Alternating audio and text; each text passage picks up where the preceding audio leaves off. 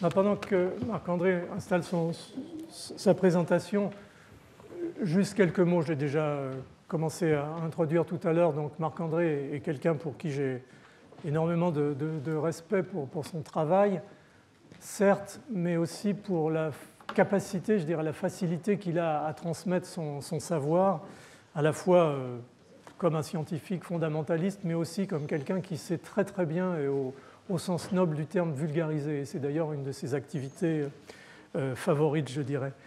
À preuve le livre qu'il a écrit récemment. Il est professeur au Muséum d'histoire naturelle, c'est un spécialiste de la mycologie et en particulier de l'interface entre champignons et racines de plantes, donc dans ces symbioses dans le monde végétal. Il a énormément de publications, énormément de reconnaissances. Il est professeur aussi invité ou associé dans d'autres universités, en Pologne, au Brésil. Donc son compétence est reconnue très internationalement. Et puis c'est aussi quelqu'un, peut-être il nous en dira deux mots à la fin, je te laisse la porte ouverte, qui a des convictions très très fortes. Vous savez qu'on passe en ce moment dans une période un petit peu difficile à des tas de niveaux en matière de révision, de réforme des enseignements. Et il y a une petite épée de Damoclès qui nous pend au-dessus de la tête à partir de la classe de seconde qui serait, au fond, pour simplifier, la suppression des sciences naturelles. Et donc peut-être tu voudras nous en dire quelques mots parce que c'est un domaine où Marc-André s'est vraiment exprimé très fortement et en fait probablement de plus en plus fortement de façon à pouvoir enfin se faire entendre. Je pense que ce serait une catastrophe. J'ai l'impression, en entendant vos rumeurs, que vous partagez notre avis, mais si tu peux en dire un petit mot à la fin, je pense que ce sera le bienvenu. Merci Marc-André. Ah, pardon. Alors, merci de cette invitation. Je dois dire que j'ai beaucoup appris de toi et qu'il y a beaucoup de choses que je ne dis plus ou que j'ai eu envie de raconter à mes élèves, ou même d'écrire d'ailleurs, à la suite de séminaires que j'avais suivis. Et donc, il y a une forme d'émotion et de reconnaissance dans le fait d'être invité ici à parler après toi et d'un modèle qui finalement nourrit les précédents, puisque tous ces animaux, il faut bien leur donner un peu de quelque chose à mâcher, souris ou fourmis d'ailleurs. Et je voulais d'abord introduire la plante en vous rappelant qu'elle est microbienne ou microbiotique par essence. Tout le monde est d'accord que ceci est du maïs, mais en réalité, la chose est beaucoup plus subtile. Et tout à l'heure, tu présentais au début de ton exposé le fait que quand on zoome sur ces cellules, on y trouve des composants qui sont des composants intégrés des bactéries, intégrés de façon stable et depuis des temps beaucoup plus longs que ceux, par exemple, des Buchnera, des pucerons, mais exactement de la même façon, intégrés et de façon transmissible. Les plastes, où est réalisée la photosynthèse et qui valent aux plantes leur couleur verte, sont d'anciennes cyanobactéries. En fait, même ce sont des cyanobactéries, mais qui vivent dans les cellules, et les mitochondries sont des alpha-protéobactéries qui permettent la respiration. Alors, c'est quelque chose qui est connu anciennement, mais qui quand même revisite un peu la plante. Quand vous regardez le maïs, vous pouvez le placer dans l'arbre du vivant en disant, bah oui, bon, le maïs, tous ces gènes, les gènes qui sont présents dans le noyau du maïs, c'est-à-dire dans la zone où se trouvent les chromosomes du maïs, tous les gènes du maïs clament que c'est un eucaryote, que c'est quelque chose qui est proche finalement de l'homme, des levures, bref, qui appartient au groupe des eucaryotes. Mais lorsque l'on regarde l'ADN qui se trouve dans les cyanobactéries, que sont les plastes, ou dans les bactéries, que sont les mitochondries, on s'aperçoit que finalement le maïs, il y a une partie de lui qui se place à côté des cyanobactéries, une partie de lui qui se place à côté de certaines bactéries. En d'autres termes, c'est bel et bien une chimère. Et d'ailleurs, le maïs, vu en tant que tel, n'a pas de position sur l'arbre du vivant. Il en a 3. Et on voit bien que la représentation en arbre nie quelque peu cette réalité qui est que vous observez là un consortium symbiotique déjà où il y a 2 microbes, l'un assurant la respiration, la mitochondrie, l'autre assurant la photosynthèse, le chloroplaste. Et ça, c'est très structurant car si l'on imagine à quoi ressemblaient les ancêtres du maïs, pour qu'ils aient finalement dans leurs cellules une cyanobactérie, il faut qu'ils l'aient absorbée. Et il devait ressembler sans doute à quelque chose comme ça. Alors j'espère que ça va marcher. qui consommaient des bactéries cyanophtosynthétiques ou des algues d'ailleurs. Là, vous avez des amibes qui consomment, vous voyez, des petites algues. Hein.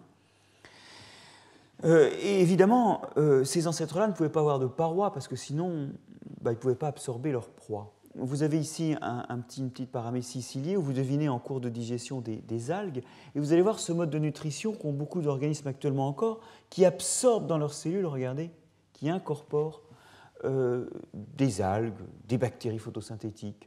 Et c'est l'histoire d'une indigestion en fait que l'acquisition du plaste. C'est-à-dire qu'à un moment, un de ces organismes n'a pas digéré ses proies et les a laissés se multiplier à l'intérieur de lui-même. Vous avez ici, vous en avez encore un qui est en train de se nourrir d'algues. Et en réalité, pour que ce soit possible, il fallait qu'il n'y ait pas de paroi pour deux raisons. La première, c'est que si vous êtes emballé par une paroi, bien, vous changez, vous ne pouvez pas absorber les proies, mais en même temps, vous ne pouvez pas non plus changer de volume. Or, aujourd'hui, toutes les cellules végétales sont non seulement vertes à cause des plastes, mais aussi emballées d'une paroi. Et vous voyez que cette paroi, finalement, n'a pu émerger que secondairement, après que l'intégration d'une bactérie photosynthétique ait permis à la cellule d'obtenir sa nourriture de l'intérieur d'elle-même, sans plus avoir à absorber autre chose et sans plus avoir à changer de volume à l'occasion de ces phagocytoses. En d'autres termes, la paroi n'a pu apparaître que secondairement après que cette cyanobactérie soit intervenue. Ce qui fait que la paroi, qui est quelque chose qui est fondamental dans la cellule végétale et qui assure aujourd'hui le port dressé du végétal, c'est quelque chose qui émerge secondairement après la photosynthèse, donc après une acquisition microbienne. Alors ça, c'est intéressant. Et en plus, il y a dans la paroi de la cellulose.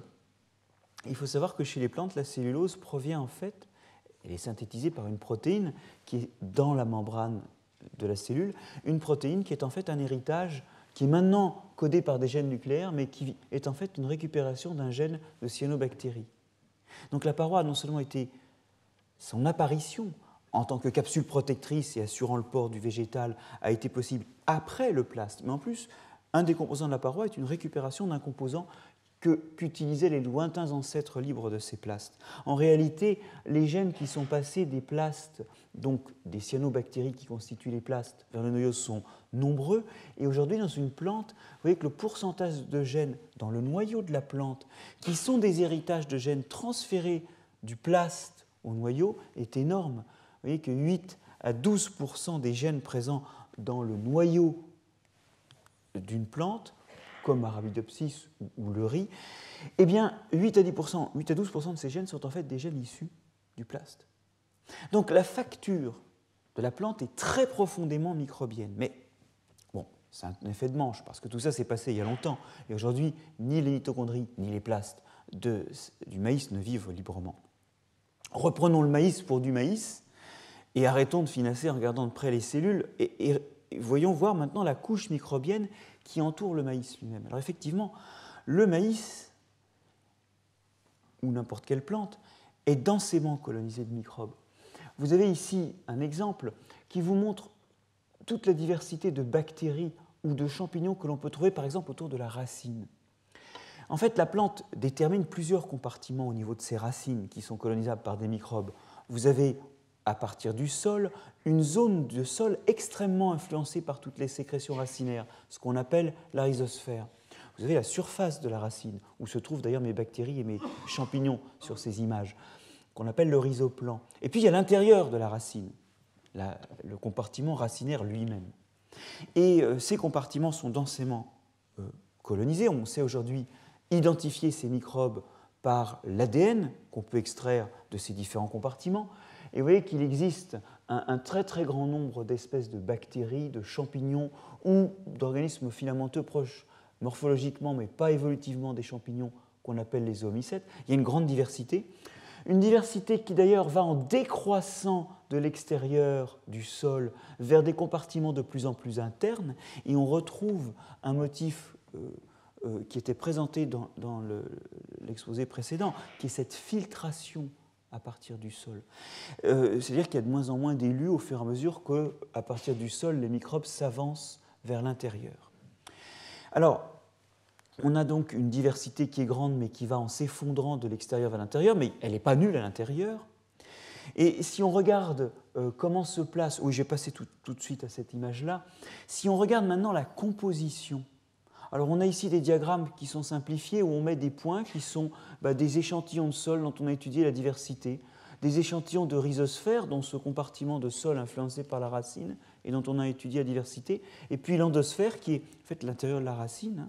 Là encore, on a des points qui correspondent à des échantillons dont on a étudié la diversité, et on les place dans un diagramme en 2 dimensions, et ils s'y retrouvent d'autant plus près que leur composition microbienne est proche. Vous voyez que les échantillons de sol sont regroupés ensemble. Les échantillons de rhizosphère sont regroupés ensemble. Ils sont assez proches des échantillons de sol, mais ils sont différents. Il y a vraiment un tri. Ce n'est pas la même diversité. Et puis les échantillons d'endosphère sont regroupés ensemble. La diversité microbienne qu'on trouve dans la racine, elle se ressemble d'une racine à l'autre, mais ce qui est intéressant, c'est qu'elle est différente de celle de la rhizosphère, même si proche, et très différente de celle du sol. Donc vous avez en fait des filtres successifs qui, comme dans l'installation des vibrios dans les calmars, va réduire la diversité. Voilà juste l'analyse réalisée sur le sol général et la rhizosphère en particulier. Vous voyez très bien, c'est proche, mais ce n'est pas tout à fait pareil. Bien. Là, j'ai parlé des racines, mais il faut bien réaliser qu'il en va de même de tous les organes qui sont colonisés. Dans les feuilles, par exemple, il y a entre 10 et 100 espèces de champignons différents. C'est plus diffère dans des feuilles tropicales. Et il faut bien comprendre que ici, le végétal est très différent de l'animal à cause de cette paroi. Il est très difficile de glisser des bactéries entre les cellules animales sans les abîmer, car elles sont simplement limitées par leur membrane. Les cellules végétales sont encapsulées dans leur paroi. Et il est très facile de glisser des microbes dans la paroi sans abîmer les cellules végétales. Et ce que vous voyez très bien ici avec cette image où on rend les champignons dans une feuille tout à fait saine, fluorescent, vous voyez qu'en fait, il y a plein de champignons qui sont lardés entre les cellules. La colonisation microbienne de la plante se fait cellule à cellule, ce qui est une grande différence avec la colonisation microbienne de l'animal, qui se fait dans des cavités particulières, l'organe photosynthétique, l'intestin, ou bien sur les surfaces, comme celle de la peau. Donc, microbiotique par essence, oui, car elle résulte de l'incorporation dans une cellule ancestrale d'au moins 2 microbes, et parce qu'ensuite, ces cellules encapsulées dans leur paroi coexistent avec une diversité microbienne, fongique ou bactérienne,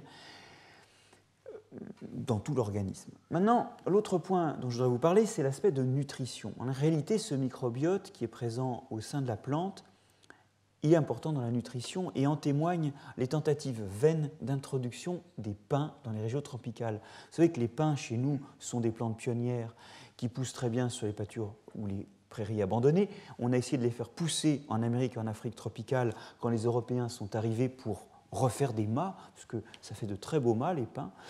Et les pins étaient absents des zones en question, et dans ces zones tropicales, ils ne poussaient pas. Les graines germaient, les premières aiguilles jaunissaient, et ça crevait. On a réussi à contourner la chose en introduisant du sol d'Europe que l'on mélangeait au sol des pépinières. Et ce qu'on a introduit, sans le savoir à l'époque, car on est au début du 19e, c'est des champignons d'Europe qui sont présents dans tous nos sols, mais qui étaient absents de ces sols tropicaux. Regardez, on a ici ces filaments de champignons dans le sol qui interagissent étroitement avec les racines. Ils interagissent étroitement avec les racines en formant un organe mixte qu'on appelle une mycorhize, qui est en fait une racine gancée de filaments. Et ça, il y a ça sur tous les arbres forestiers des régions tempérées, ce qui fait que chez nous, planter un pin, ce n'est pas une gageure, mais que là-bas, c'était impossible. Et ce que révèlent les tropiques, c'est qu'en l'absence de ces champignons, un pin ne pousse pas. Ces mycorhizes on les appelle mycorhizes parce qu'il y a à la fois du champignon myco et puis de la racine, rhiza, sont d'un modèle particulier, l'ectomycorhize. Je vous en ai montré plusieurs ici, et sans rentrer dans les détails de cet aspect-là, vous devinez que parfois elles modifient la morphogénèse de la racine. Regardez ici, ces racines colonisées par un lactaire délicieux d'ailleurs, c'est ce champignon. Vous voyez que les filaments arrivent sur une racine qui est dichotomique, qui se ramifie beaucoup et qui devient dichotomique. C'est assez inhabituel pour une racine. Normalement, c'est une croissance terminale avec une ramification secondaire. Là, dichotomie. Vous avez ici une surramification qui est aussi typique de la mycorhize. On ne voit pas très bien le champignon parce qu'il est translucide, mais ce qu'on voit, c'est qu'il y a une modification morphogénétique. Ces champignons-là, c'était tout simplement nos champignons forestiers, tous ces champignons qu'on ne trouve qu'en forêt, cèpes et bolets, amanites, truffes. Bon. Les truffes nécessitent aussi des arbres pour pousser. C'est pour ça qu'on plante des arbres pour récolter des truffes. Et cette interaction-là, c'est une interaction dont vous pourriez me dire qu'elle est assez anecdotique, car finalement, parce qu'elle intéresse les lignes tempérées, elle n'intéresse grosso modo que 5% des espèces de plantes. En réalité, elle n'est qu'une forme d'une association plus générale, et un grand nombre d'autres plantes sont, elles, associées à des champignons. C'est le cas des plantes non ligneuses de nos régions, et puis d'un petit peu toutes les plantes qu'on a sous les tropiques, qui sont associées à des champignons qui forment une mycorhize un peu différente, mais qui est tout aussi nécessaire. Revenons au maïs, d'ailleurs. Vous pouvez déterrer du maïs, et on voit très bien sur le maïs les... Alors souvent les gens me répondent les racines, mais ce n'est pas vrai, parce que quand on les colore de façon appropriée, qu'on les regarde au microscope, on voit que bien que là, rien ne soit présent extérieurement, elles sont aussi bourrées de filaments de champignons. Des champignons qui sont dans la racine et qui même parfois, regardez, font des ramifications qui pénètrent dans la paroi cellulosique de la racine, donc une mycorhize un peu plus interne, moins visible, qu'on appelle l'endomycorhize, mais qui est également une mycorhize qui relie la racine à des filaments qui sont présents dans le sol. Donc c'est également une association avec des champignons du sol, sauf que là, la racine paraît nue en surface et que ce champignon est beaucoup plus discret. Ces champignons-là, ils font des spores dans le sol très abondantes, ce qui fait qu'on ne les voit jamais hors du sol, des spores qui sont très abondantes dans des sols ordinaires dans la fraction 400 microns à 50 microns, et qui sont également vitaux. Simplement, comme il y en a dans tous les sols de ces spores de champignons-là, eh bien, toutes les graines germent. Regardez par exemple ce qu'il advient au bout de 3 mois d'oignons plantés sur du sol stérile. Ils poussent très peu. Alors que, quand on réintroduit ces fameuses spores ici sur ce sol stérile, eh bien, voilà de l'oignon de 3 mois qui est normal. Là encore, la dépendance est vitale. Il y a donc, avec des champignons qui ne sont pas toujours les mêmes et qui ne font pas toujours la même association morphologiquement, un peu partout, chez 90% des plantes, en totalisant tous les types possibles de mycorhizes, une association qui est un organe mixte racines et champignons et qui est vitale, venons-en au mécanisme, parce que la plante n'est pas capable d'exploiter la plupart du temps le sol elle-même. Dans les conditions ordinaires de fertilité des sols, l'eau et les sels minéraux proviennent du champignon, qui lui-même n'est pas capable de se nourrir sans la plante, car il en a besoin au moins pour ses sucres, pour ses vitamines, voire parfois également pour ses lipides. Alors, dans cette association, on peut se demander comment la chose est stable, car on pourrait se dire que pour la plante, la tentation est grande. Disons, les mutations seraient très adaptées qui permettraient de continuer à recevoir de la nourriture du champignon sans nourrir le champignon. Ou vice-versa, on pourrait imaginer les champignons qui viennent prélever des sucres sans donner grand-chose. Et on sait aujourd'hui comment cette association est stabilisée. Regardez cette manip qui consiste à faire pousser des racines dans un compartiment de sol et à leur donner du saccharose radioactif. Dans 2 autres compartiments, on met des champignons qui sont soit en présence de phosphate, soit en absence de phosphate. Ces champignons peuvent sortir par des micro-trous et aller établir une mycorhize sur ces racines. Ils ne sont pas capables d'exploiter directement le saccharose. Ces champignons-là ne peuvent exploiter que du glucose et donc seule la racine peut les nourrir en transformant le saccharose, qui est radioactif, en glucose. La racine a donc le choix entre une interaction avec un champignon qui ne peut pas lui donner de phosphate et un champignon qui peut lui donner du phosphate.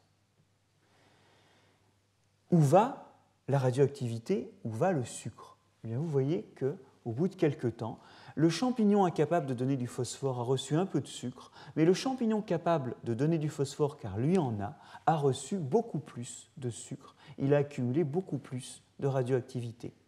En fait, parmi les différentes associations entre les multiples champignons du sol et la racine qui se fait, la racine stabilise l'interaction et les échanges avec les champignons capables de lui fournir quelque chose.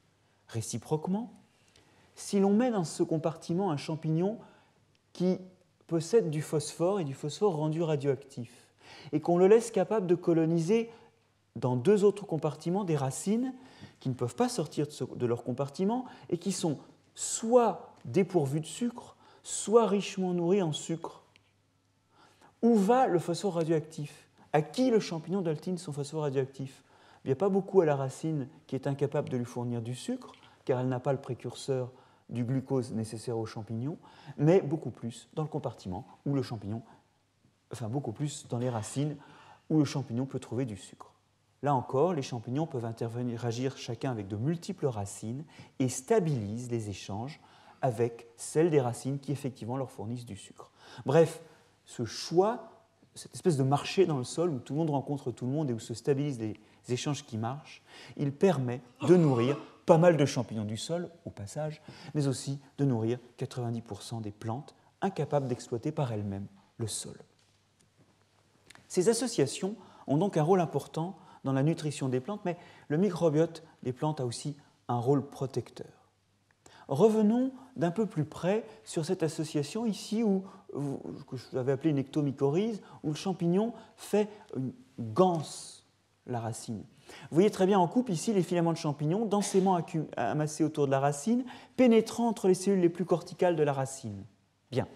Si nous zoomons sur cette construction, nous voyons effectivement un manteau de filaments de champignons qui sont en quelque sorte un écran physique contre les toxines, contre les pathogènes du sol. Il y a donc, au moins dans l'ectomycorhize, un effet de protection. Mais il y a mieux. Regardez ces cellules ici de la plante. Vous voyez qu'elles ont, le champignon a été coloré en bleu, mais le contenu des cellules a accumulé un petit peu de colorant bleu, ou un peu moins, ou presque pas. En fait, il y a une accumulation dans les cellules, d'autant plus qu'elles sont au contact du champignon, de tanins. Et je vous rappelle que les tanins sont des molécules qui coupent la digestion parce qu'ils bloquent le fonctionnement des enzymes, aussi bien des microbes que des animaux. Par la présence du champignon, vous avez une induction d'accumulation de tanins dans les racines qui va les protéger contre d'éventuels agresseurs. Notez bien que les tanins restent dans ces cellules, que le champignon ne pénètre pas dans la cellule, dans ce cas-là, donc il ne se trouve pas confronté aux tanins, et leur accumulation n'empêche en rien l'installation du champignon mycorhizien. Mais elle prémunit contre d'éventuelles attaques ultérieures. Et vous voyez ici deux mécanismes protecteurs. La présence même du champignon qui, par sa présence, voire par des antibiotiques, peut lutter contre les agresseurs, mais aussi la modification de la plante qui, en présence du champignon, est en quelque sorte prémunie par l'accumulation de composés antimicrobiens et anti-herbivores contre d'éventuelles agressions ultérieures. Vous voyez les deux mécanismes, défense directe, défense indirecte. Eh bien, c'est des choses dont vous avez parlé ou dont on reparlerait à propos des animaux, chez lesquels également la microflore, le microbiote a un effet de protection directe et aussi par la modification de la plante. Mais cette modification, elle prend parfois des allures de tour de magie, regardez plutôt. On va réaliser maintenant une expérience qu'on doit à Maria Pozzo. Je suis désolé, je n'ai pas retrouvé la référence de son papier de Grenade. On va, sur du tabac mycorhizé ou non, inoculer un agent de pourriture grise, le botrytis. Donc vous voyez, ces plants, ils sont mycorhizés, mais sur leurs racines. Et fort loin de ces racines, sur les feuilles, on inocule un pathogène. Puis on regarde la progression de la maladie. La surprise, c'est qu'alors qu'il s'agit du même génotype, du même clone de tabac, et que l'inoculation est la même, les feuilles de plants inoculés par un champignon mycorhizien par ailleurs, sur leurs racines, ont des dégâts moins sévères que les feuilles des plants non mycorhizés. Pourtant, on est très loin du champignon. Quand on regarde l'expression du gène de tubuline de cet agent de pourriture brune, là, le botrytis, en gros, c'est une façon de regarder la quantité de botrytis qui se développe, on voit que l'infection flambe sur les plantes non mycorhizées alors qu'elle plafonne sur les plantes mycorhizées. On voit bien qu'en termes de développement du champignon, ça ne se passe pas bien si la plante est mycorhizée. Et quand on regarde l'expression des gènes de défense de la plante cette fois-ci, en prenant par exemple une protéase, c'est une enzyme qui découpe les autres enzymes et qui va en particulier découper les enzymes du champignon et l'empêcher donc d'attaquer la feuille en bloquant son moyen de détruire les cellules. Eh bien, vous voyez que cette défense ici est induite vite et fort chez les plants mycorhizés, alors qu'elle est très peu induite chez les plants non mycorhizés. Alors ça, c'est tout à fait extraordinaire, parce qu'on voit, bien qu'on soit très loin de la mycorhize, on voit que les plants mycorhizés ont une réactivité de leur système immunitaire qui est accrue et plus à même de les défendre. Une première remarque à faire ici, c'est que la plupart des plantes étant mycorhizées, ça ne nous révèle que le fonctionnement ordinaire d'une plante. Mais ce que ça nous dit, c'est que dans la maturation du système immunitaire, l'établissement d'un système immunitaire fonctionnel, il faut qu'il y ait des mycorhizes pour qu'à un moment, après sa germination, la plante mette en place le système immunitaire adulte d'une plante ordinaire. La deuxième question qu'on peut se poser, c'est pourquoi ? Pourquoi, après tout, ces plantes sont plus réactives ? Et là, j'ai une nouvelle en demi-teinte à vous donner. D'abord, les travaux de Maria-Josée Pozzo ont un peu défriché la chose. Elle s'est intéressée à 4 composés, l'acide salicylique, l'éthylène, le jasmonate et ici la cystémine, des composés susceptibles des hormones de la plante, que la plante émet quand elle est attaquée et qui sont de nature à déclencher des défenses généralisées. Vous voyez que quand on met des cystémines, la protéine PIN2 ne s'accumule pratiquement pas, l'éthylène non plus, l'acide salicylique non plus. Quand on met du jasmonate, PIN2 s'allume. Ça doit être que c'est le message, l'hormone d'alerte, qui allume le gène PIN2 et qui est responsable des défenses. Bien. Mais vous voyez que ces défenses, pour une même quantité de jasmonate, ces défenses sont beaucoup plus fortement allumées. Alors il y a un problème de couleur, j'en suis absolument navré. J'ai interverti les couleurs en recolorant la diapo. La plante non mycorhizée répond beaucoup moins que la plante mycorhizée. Les couleurs sont interverties, pardon. Et en fait, les plantes mycorhizées, elles sont en quelque sorte plus capables de répondre à leur propre signal d'alerte. Voilà, donc en fait, l'association mycorhizienne, il y a une sorte de potentialisation de la réponse au jasmonate. Vous allez me dire pourquoi ? Ça, on ne sait toujours pas. Mais en tout cas, les plantes sont plus capables de répondre aux signaux d'alerte qu'elles émettent lorsqu'elles sont attaquées en un point. Et donc, elles allument plus vite leur défense. Alors, c'est un peu mystérieux, c'est un peu une boîte noire pour l'instant, les travaux continuent, mais ce qui est assez intéressant, c'est de relire ça à l'aune d'une autre série de résultats. Les résultats que je vais vous présenter maintenant n'ont rien à voir directement avec la protection. Vous allez voir qu'au contraire, ce sont des résultats qui nous expliquent comment la plante se laisse coloniser par le champignon. Mais vous allez voir qu'ils sont intéressants, ces résultats. Ils proviennent d'une étude qui a comparé la quantité de petits peptides sécrétés par des champignons mycorhiziens à d'autres types de champignons qui détruisent de la matière organique ou qui sont pathogènes. Vous voyez que les champignons mycorhiziens ont significativement plus de petits peptides sécrétés, c'est-à-dire que quand ils se développent, ils sécrètent beaucoup de peptides. Et dans certains cas, certains de ces peptides sont même surexprimés, sursécrétés lorsqu'ils établissent des mycorhizes.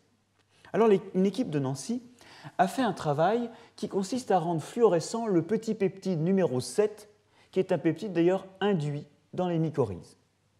Alors vous voyez, vous avez une coupe ici de la mycorhize faite par le champignon avec son peptide fluorescent. Vous voyez très bien le manteau de filaments et les filaments qui pénètrent entre les cellules ici. C'est une ectomycorhize. Bon, et comme le champignon produit les peptides, il est complètement vert. Et on voit la fluorescence rouge des parois des cellules de la plante. Mais ce qu'on voit d'étrange, c'est qu'il y a un endroit dans une cellule de plante, alors que le champignon ne rentre pas dans ce cas-là, qui est devenu vert. En réalité, le peptide est arrivé dans le noyau. Et vous avez ici une expérience d'incubation de peptides fluorescents, de nouveau, avec des protoplastes de peupliers, c'est-à-dire des cellules végétales débarrassées de leurs parois. On a ici une coloration qui nous montre où est le noyau. Ici, on regarde la fluorescence de ce peptide et on s'aperçoit que c'est au même endroit. Regardez, ici, c'est la somme des deux signaux de fluorescence. C'est au même endroit. Un peu plus loin, dans les travaux de cette équipe, c'est quelques années de recherche que je vous résume, ils se sont aperçus par une expérience de fluorescence bimoléculaire qui permet de savoir en gros quelle protéine interagit avec quelle protéine, ils se sont aperçus que MISP7 interagissait avec une molécule du noyau qui est le récepteur du jasmonate. Et en fait, ce qui se passe, c'est que MISP7 désactive le récepteur du jasmonate. Donc, dans la racine, il y a un petit peptide sécrété qui va bloquer la voie de réception du jasmonate et qui fait que localement, les cellules ne se défendent pas. Alors ça peut paraître confus parce que ce qu'on a dit, c'est qu'ailleurs dans l'organisme, au contraire, les cellules réagissaient mieux au jasmonate. Bon, ça je ne sais pas vous l'expliquer. En revanche, ce que l'on voit, c'est que localement, des petits peptides sécrétés induisent une compétence, une insensibilité de la racine à la présence du champignon. Ça explique déjà que le champignon s'installe sans être rejeté. Et d'autre part, ça nous montre que les peptides sécrétés peuvent modifier l'expression du gène et aussi le fonctionnement des cellules. Et ça, c'est vraiment important parce que c'est la porte ouverte à comprendre tous les autres effets phénotypiques, modification de la forme, modification à distance de du système immunitaire et de la capacité à répondre vite, parce que je vous ai montré un peptide, mais il y en a des centaines dans les génomes de ces champignons mycorhiziens. Ce que nous montre ce petit peptide sécrété, c'est que la mycorhize, c'est plus que l'association cellule à cellule, tissu à tissu d'un champignon et d'une plante. C'est que le champignon transfère à la plante des petits peptides qui vont modifier son fonctionnement. Je n'entre pas dans les détails, mais aujourd'hui on sait que les plantes transfèrent des peptides aux champignons qui modifient le fonctionnement de certaines enzymes ou l'expression de certains gènes dans le champignon. Et en fait, la mycorhize n'est pas qu'un tissage cellule à cellule, c'est un tissage moléculaire dans la cellule, avec tout un tas d'effets secondaires, dont l'un est que cette association défend les partenaires et permet donc, outre la nutrition, une meilleure réponse aux agressions physiques. Je vais terminer cette partie en montrant que la protection a affaire aussi aux parties aériennes. Et alors, je vous emmène 2 secondes à Yellowstone. Alors, c'est un peu l'enfer pour une plante parce qu'il y a des fumerolles qui peuvent dépasser 50 degrés. Et il y a une petite graminée Dicantylium qui pousse là. Cette graminée, au niveau de ses feuilles, est densément infestée par un champignon qui est un Curvularia, sans que les feuilles se développent mal, mais néanmoins, il y a beaucoup de Curvularia. On peut éventuellement appliquer un fongicide et obtenir une plante sans Curvularia. À 40 degrés, une plante sans Curvularia ou avec Curvularia, vous voyez, se développe à peu près autant, système racinaire et feuilles. Bon, elles ne sont pas très belles parce que c'est des petites graminées. Mais... Maintenant, on monte la température au laboratoire, on passe à 45 degrés. À 45 degrés, il commence à faire chaud, la plante se développe moins, en présence de Curvularia, elle se développe quand même, mais moins. En absence de Curvularia, elle ne pousse plus. On a là une plante qui supporte des pics de chaleur jusqu'à 50 degrés uniquement à cause de son champignon. Inversement, d'ailleurs, le champignon ne supporte pas de croître in vitro au-dessus de 35 degrés. Et il n'y a que dans la plante qu'il arrive à survivre à des températures supérieures à 40 degrés. Bref, de la tête aux pieds, alors j'ai un écran publicitaire, de la tête aux pieds, la plante n'est jamais seule, mais elle n'est jamais seule. Bon, d'accord, on pourrait dire qu'elle n'est jamais seule et que finalement, ce qu'il faut, ce n'est pas considérer la plante, mais l'holobionte. Tu introduisais cette notion en disant, aujourd'hui, on a tendance à plutôt regarder l'organisme, et il était justement introduit au début de l'exposé comme un immeuble à micro-organismes qui ne sont pas à la même échelle de temps et de taille et qui donc peuvent habiter les gros organismes. Donc, tant qu'à faire, prenons les gros organismes avec leur masse de microbes, bactéries et champignons. Moi, j'avoue que je n'aime pas beaucoup cette idée, je vais tout de suite vous expliquer pourquoi. Parce que je pense que l'holobionte cache la forêt. Alors, à propos de forêt, voilà une forêt corse, une forêt dans laquelle on avait travaillé avec un de mes étudiants en thèse, qui est une forêt de chênes verts et d'arbousiers. Et vous allez voir qu'à la fin de cette histoire, je vous expliquerai pourquoi je ne crois pas à l'holobionte. Dans cette forêt, Frank Richard, puisque Frank Richard c'est lui qui faisait cette thèse, a ramassé des mycorhizes. Il a extrait l'ADN pour, sur la base de l'ADN, typer les champignons présents. Comment on fait ? On amplifie un petit bout d'ADN ribosomal, c'est les méthodes du barcoding que vous avez peut-être déjà évoquées. Pour les champignons, on fait ça sur de l'ADN ribosomal, on séquence ce bout d'ITS, on compare aux banques de données et on dit, voilà, ça c'est telle espèce, ça c'est telle autre, ça c'est une espèce inconnue. Voilà, et on peut savoir d'ailleurs combien d'espèces différentes il y a sur les racines. Sur cet endroit qui était assez homogène en termes de végétation, puisqu'il y avait 2 espèces d'arbres, on trouve plus de 520 espèces de champignons qui forment pour le coup des ectomycorhizes sur ces arbres. 21% sont sur le chêne vert seulement, 5,4% sur l'arbousier seulement, 70% pratiquement sont sur les 2 partenaires. Qu'est-ce que ça veut dire ? On peut voir l'arbre comme associé à des champignons. Bon, il y a plusieurs champignons éventuellement. Mais le champignon lui-même, il est associé à plusieurs plantes de la même espèce ou d'espèces différentes. Et en fait, la plupart des champignons ne sont pas spécifiques. Et donc, dans les sols, les plantes sont mises en relation par des champignons parce qu'elles sont voisines et qu'éventuellement, elles ont les mêmes partenaires. Alors vous allez me dire, bon, joli effet de manche. Ben non. En fait, il y a des plantes qui se sont adaptées à l'existence d'un réseau de filaments souterrains qui relient les plantes entre elles. J'ai étudié, lorsque j'étais tout début de ma carrière au muséum, cette orchidée non chlorophyllène des régions de nos forêts, pour le coup, la néocynide d'oiseaux. on ne savait pas trop quel était le champignon qui était dans la racine, tant qu'on a essayé simplement de les cultiver. Et puis, après, on n'arrivait pas à les cultiver, on ne savait pas ce que c'était. Et après avoir extrait l'ADN, c'est tout simple, c'était des champignons du groupe des Sébacina. Je vous montre ici la structure où ils forment leurs spores. Alors, ce n'est pas des champignons remarquables, hein, et on ne savait d'ailleurs pas très bien quelle était leur écologie. Mais dans l'étude de ces systèmes racinaires, j'avais repéré qu'il y avait plein de racines d'arbres mycorhizées, des racines ectomycorhizées qui étaient également présentes. Or, sur ces racines, en extrayant l'ADN et en essayant d'identifier le champignon qui était présent, j'ai trouvé tout simplement la même espèce que celle qui était sur les racines de l'orchidée. En fait, cette orchidée partage un champignon avec les plantes voisines et elle rapatrie du carbone par le biais de ce réseau. Et ici, le réseau il a une réalité biologique. C'est que le partage de champignons a permis à une plante forestière de vivre à l'ombre en rapatriant du carbone du surétage.